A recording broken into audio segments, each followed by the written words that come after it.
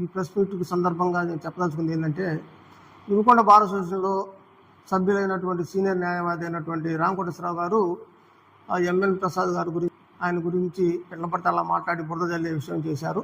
అందులో భాగంగా మేము ఏం చెప్పదలుచుకున్నామంటే, వినుకొండ బార్ అసోసియేషన్ కట్టించినప్పుడు అందరు సభ్యులు 60 మంది కలిసి చందాలు ఇచ్చి వినుకొండ బార్ అసోసియేషన్ నిర్మించడం జరిగింది. అందులో భాగంగా ఎంఎన్ ప్రసాద్ గారు 12 లక్షల రూపాయల 50,000 రూపాయలు ఖర్చు పెట్టినటువంటి సందర్భం. అవన్నీ ఎక్కడి నుంచి వచ్చాయంటే, వాళ్ళ కుమారుడు అమెరికాలో సాఫ్ట్వేర్ చేస్తూ ఆయన పంపించినటువంటి డబ్బులతో తన భార్య పేరు ఉండిపోవాలని చెప్పి 12,50,000 రూపాయలు వినుకొండ బార్ అసోసియేషన్ కట్టుబడికి ఆయన ఖర్చు పెట్టడం జరిగింది. అందులో భాగంగా ఆనాడు పుప్పాడ జ్ఞానేశ్వర అనే వ్యక్తి కూడా ఒక 5 లక్షల రూపాయలు వాళ్ళ నాన్నగారి పేరు మీద ఇవ్వటం జరిగింది. అందరూ కలిసి పార్టీలకు అతీతంగా ఆ బార్ అసోసియేషన్ నిర్మించడం జరిగింది. సీనియర్ న్యాయవాది గారు రామకోటేశ్వర గారు నేను చెప్పగలిగేది ఏంటంటే, ఏదో రాజకీయ విషయాలు ఉంటే రాజకీయాలు మాట్లాడుకోవాలి తప్ప వ్యక్తిగతాలు జరిగి పోకూడదని చెప్పి ఈ సందర్భంగా నేను చెప్తున్నాను. మీ గురించి కూడా గతంలో వచ్చింది. అప్పుడు నేను వైఎస్ఆర్ లీగల్ సెల్లో వైస్ ప్రెసిడెంట్గా ఉన్నాను. ఒప్పుకున్న భూముల గురించి మీరు కొంత భూ కబ్జాలు చేశారని చెప్పి పేపర్లో వచ్చింది, లీగల్ ఎవిడెన్స్లు ఉన్నాయి. అందులో భాగంగా ఎంఎన్ ప్రసాద్ కంప్లైంట్ ఇచ్చారు, ఎంఎన్ ప్రసాద్ కేసులు పెట్టించారన్నారు. ఎంఎన్ ప్రసాద్ గారు ఎక్కడ కంప్లైంట్ ఇచ్చినటువంటి ఒక కాగితం మాకు చూపించండి. అక్కడ ఉన్నటువంటి పబ్లిక్ ఇంట్రెస్ట్ లిటిగేషన్ మీద పబ్లిక్ వాళ్ళే ఇచ్చారు కంప్లైంట్. దాని మీద సంబంధిత అధికారులు వచ్చారు. మరి మీరు అక్కడ ఉన్నట్టు భూములకి పొలాలకు పోవాల్సిన పంట పొలాలకు పోవాల్సిన నీరుని మీరు ఈ చేపల చెరువు పంపించారని చెప్పి పొల్యూషన్ కింద సంబంధిత అధికారులు కేసు కట్టి వెళ్ళినటువంటి సందర్భం తెలిసింది. అదేవిధంగా ఆ తర్వాత ఆ ఒప్పుకున్న ప్రజలే మళ్ళీ ఫిషర్స్ సంబంధించినటువంటి ఆఫీసర్లకు కంప్లైంట్ పెడితే వారు వచ్చి ఎంక్వైరీ చేసి దీంట్లో వ్యర్థ పదార్థాలు అంటే ఈ కోడి మాంసానికి సంబంధించిన వేస్ట్ పదార్థాలన్నీ కూడాను తక్కువ రేటు తీసుకొచ్చి ఈ చేపలకు వేస్తే ఈ చేపలు మార్కెట్లోకి వెళ్ళి ప్రజల ఆరోగ్యాలు పాడైపోతారని చెప్పి వాళ్ళే ఒక కేసు కట్టిపోయినటువంటి సందర్భాలు జరిగినాయి. ఇవన్నీ కూడాను ఆ ఒప్పుకోవడంలో సంబంధించిన ప్రజలు చేసిన దాన్ని ఎంఎన్ ప్రసాద్ గారి మీద బురద చల్లటం ఎంతవరకు న్యాయం అని చెప్పి నేనే ప్రజల్ని కోరుతున్నాను. కాబట్టి వినుకొండ ప్రజలు ఇలాంటి విషయాలని గమనించి ప్రార్థన చాలా ఉన్నాయి.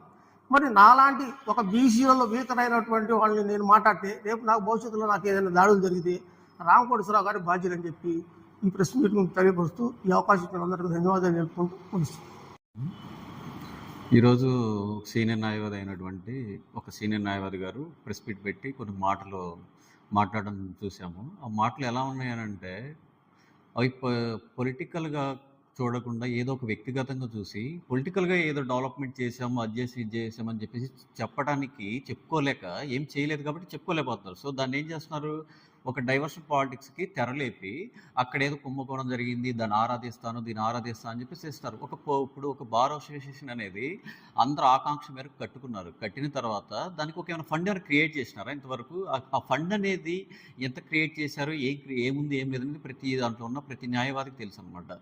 సో అది మనం మెయింటైన్ చేయలేము అని చెప్పేసి ఫ్యూచర్లో కూడా ఒక జూనియర్ అడ్వకేట్స్ కానీ ఒక సీనియర్ అడ్వకేట్స్ కానీ ఎటువంటి సమస్య లేవనెత్తకుండా ఉండాలనంటే తలెత్తకుండా ఉండాలని చెప్పేసి ఒక ఆకాంక్షతో కొంతమంది ముందుకు వచ్చినా ముందుకు రాకపోయినా ఒక పర్సనల్ ఇంట్రెస్ట్తో కానీ లేదంటే ఏదో ఒక విధంగా అందరూ మంచిగా ఉండాలనే ఒక మంచి ఉద్దేశంతో సొంత ఫండ్ పెట్టుకొని ఒక బార్ అసోసియేషన్కి ఒక క్యాంటీన్ అనేది ఒక కక్షిదారులకు కానీ లేదంటే తర్వాత ఫ్యూచర్ యంగర్ అడ్వకేట్స్కి కానీ లేదంటే జూనియర్ అడ్వకేట్స్ కానీ ఎవరికైనా ఉపయోగపడాలని చెప్పేసి పెట్టి ఇన్వెస్ట్ చేసి కట్టారనమాట. కట్టిన తర్వాత దాన్ని ఇప్పుడు గవర్నమెంట్ 16 మంత్స్ అవుతుంది, ఆల్మోస్ట్ 16 మంత్ నుంచి దాన్ని ఒక వైనం చేయకుండా ఇప్పుడు కూడా దాన్ని క్లోజ్ చేసి దాని మీద ఇప్పుడు ఎంతో ఫండ్ జనరేట్ అయ్యేది. ఎంతో ఫండ్ జనరేట్ అవడం వల్ల బార్ అసోసియేషన్ అనేది ఎంతో విధంగా డెవలప్ అయ్యేది.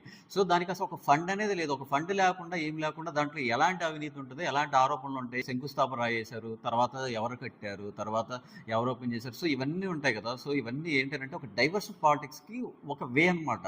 ఇప్పుడు 16 నెలలైన తర్వాత ఒక జూనియర్ అడ్వకేట్ సమస్యల గురించి కానీ వైఎస్ జగన్మోహన్ రెడ్డి గారు జూనియర్ అడ్వకేట్స్ని దృష్టిలో పెట్టుకొని వాళ్ళ ప్రొఫెషన్లో ఎలాంటి ఛాలెంజెస్ అయితే వస్తున్నాయో వాటిని ఎదుర్కోవడానికి 3 ఇయర్స్కి ఫస్ట్ 3 ఇయర్స్ ఎటువంటి ఇబ్బంది పడకూడదని చెప్పేసి ఒక స్టైఫండ్ లాంటిది పెట్టారు. ఇది ఈ గవర్నమెంట్ కూడా టీడీపీ గవర్నమెంట్ కూడా 10,000 ఇస్తామని చెప్పేసి ఒక స్కీమ్ పెట్టారు. కానీ ఈ రోజు వరకు ఆ స్కీమ్ గురించి మాట్లాడింది లేదు.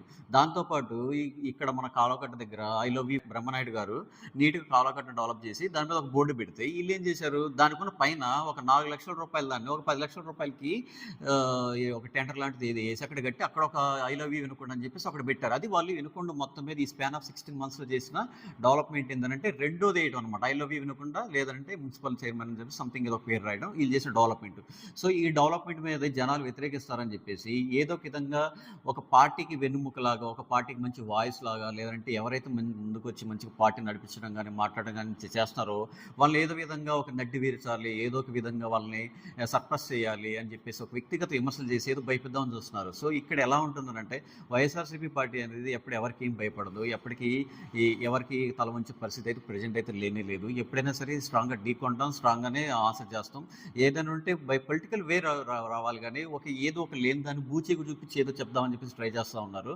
సో ఇది ఎంతవరకు కరెక్ట్ కాదు. ఏదైనా ఉంటే డెవలప్మెంట్ చేసిన చాలా ఉన్నాయి. బ్రహ్మనాయుడు గారు చాలా డెవలప్ చేస్తున్నారు. వాటి గురించి ఇప్పుడు ఈరోజు జనాలు కంపారిజన్ చేసుకుంటున్నారు.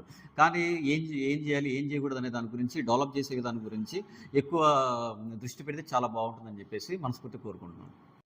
అయితే ఆయన వచ్చేసి పల్నాడు జిల్లా అధికార ప్రతినిధి వైఎస్ఆర్సీపీ పార్టీకి.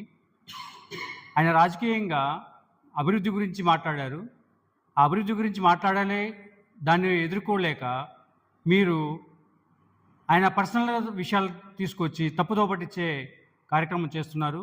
కానీ మీరు సీనియర్ అయ్యుండి అలా చేయడం కరెక్ట్ కాదు. మీరు వినుకొండ నియోజకవర్గ అభివృద్ధిని ఎలా చేయాలి, ఏం చేయాలనేది మీరు నిర్ణయించుకొని దాన్ని ముందుగా నడుపుకోవాలని కోరుకుంటూ సెలవు తీసుకుంటాను.